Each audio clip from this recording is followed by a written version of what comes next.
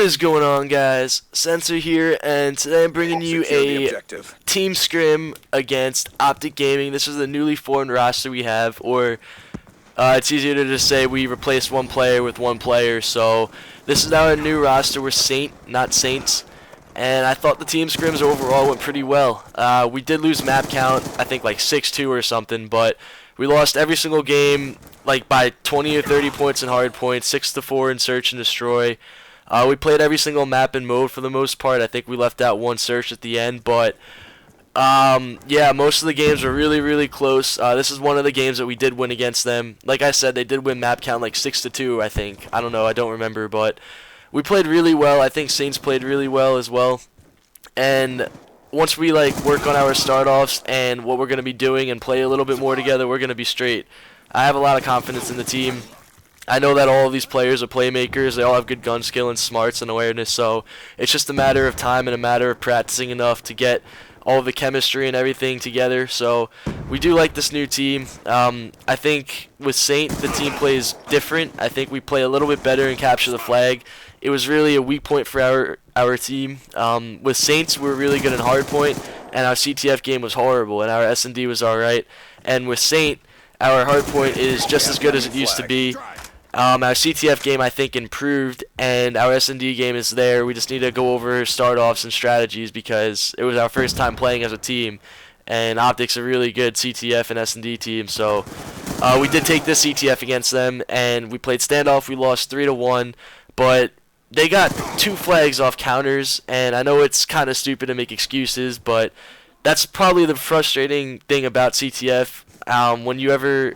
When you're like about to pull a flag and you get them all dead, and the other team just like does something really random, or like they have really good timing, and it just so happens that they get all of you dead when they're at your flag and they get the pull. So it's one of the most frustrating things about CTF. And we also lost a lot of small gunfights, like one-on-one gunfights that stopped us from capping a flag. I think at least 2 flags were stopped because they won a one-on-one gunfight against us, really close gunfight. So we lost that 3-1. It was really close. I think we're playing better as CTF as a team. I think Saint plays more to our liking than Saints did. Saints used to be really aggressive. He wanted to challenge everything. He wanted to just sprint and shoot anything he saw. And with Saint, I think he plays a little bit slower, and he plays more at the team's pace. And he also plays sneaky, which you're going to see in this game.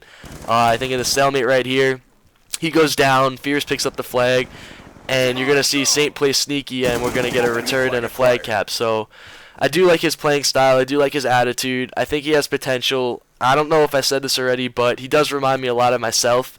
I remember in Black Ops, I kind of made a name for myself, and I got picked up by Vengeance. He saw something in me, and he thought I was a good player, so he picked me up, and I worked with him the entire season. Big Time is being a little sneaky beaver right there. He thinks I didn't see him, and I was just going to run past him or something. I don't know, but yeah, like Saint, he never really had a good team from what I've seen. He's won a lot of local lands. He went to a lot of NJ Halos. He's won most of those. He didn't really go to any LAN events in Black Ops, I don't think, and in MW3 he didn't go to any major EGLs or anything. A lot of teams didn't, so.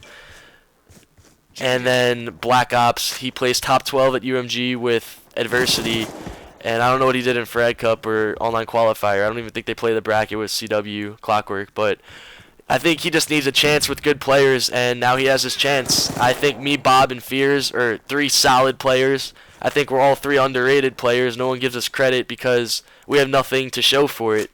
We lost in the bracket online qualifier, the Dallas qualifier, and we've had nothing to really play for. But I think we have some of the best gun skills, some of the best smarts, and I think when we're on our game, just like any other team in the game will tell you, when you're on your game, you're on your game.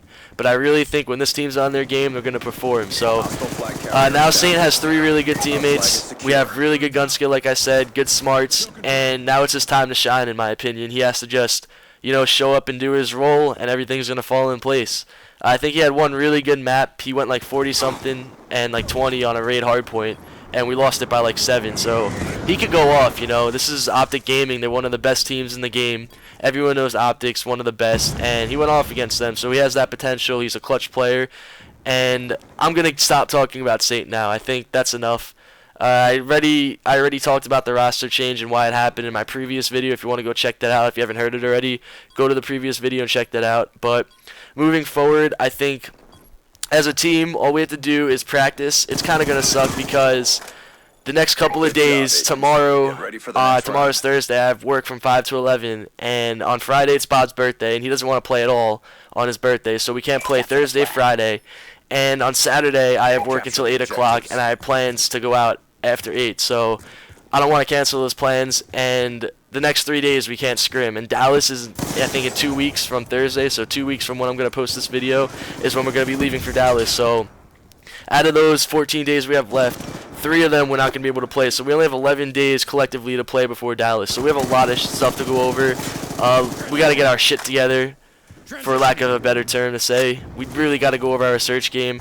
I don't think it's more about practicing than it is about setups. I think once we learn what players like to do on the team, what their role is, what people run, you know, trophy systems, EMP, stun, smokes, whatever it is, SMG, assault rifle, and start offs in search and destroy and strategies for search. I think it's more important to go over all that stuff and know what your teammates are going to do than it is to grind the game. I don't know if you guys know this, but in my opinion, whenever I play the game too much, you kind of plateau. And when you take a break from Call of Duty, if you take like a day, 2 days, maybe even 3, 4 days off of the game, and then you come back and you like do a little warm up like to get your shot back, and then you go into a scrim, I think you play a lot better. And I noticed that in the beginning of this game. I haven't played the game in 2 days, and I got on and I warmed up in some league play with Bobby and Saint. And I started off the first map against Optic. I dropped like 35 kills and 19 deaths, and then the next map was this map, and I played pretty well in this game too. So I think once you start off when you play, and if you take a break, you're going to play a lot better than what you would later on in a series or if you scrim every day. I noticed as the series went on, I started to level off and plateau and not play as good as I did in the beginning, and I think it's because the game wasn't fresh in my mind like it was in the first couple of maps. And that's something that's really important. I think going back to Black Ops at Nationals, we scrimmed, I think, 2 times, 3 times tops between Orlando and Nationals. And when we got to the actual event, the LAN event, the game was so fresh in our head and everything was so clear and everyone was so focused. And I think that's a really good thing, but it's also a problem if you don't play at all. I think you need to play and you have to understand the game with your teammates, and that's what's going to propel a team to win a LAN event.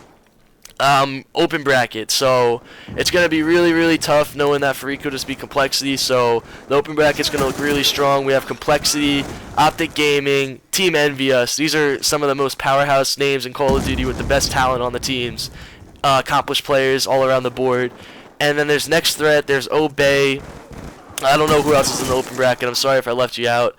I think Prime's in the open bracket. They're a pretty good AM team for what I've seen. And I should have got this kill right here. I choked that.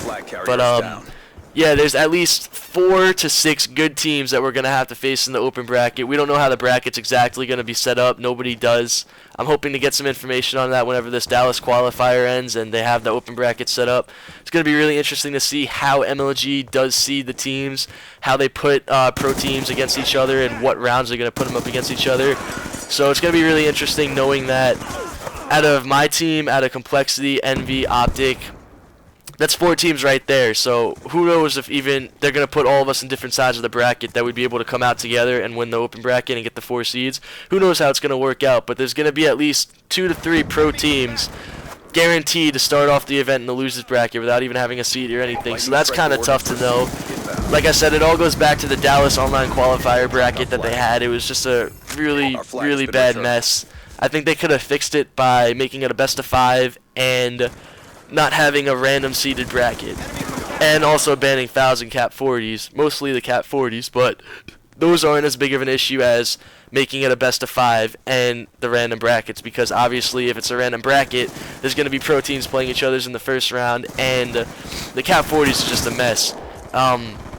The last map we played against Optic Gaming, we had a raid CTF, and they were just mollywopping us. They went up 3-0, and the entire second half, they literally sat in their spawn with cap 40s. I remember Big Timer and Scum were just sitting in corners at the staircase on raid, and Merc just got destroyed right there. I love you, buddy.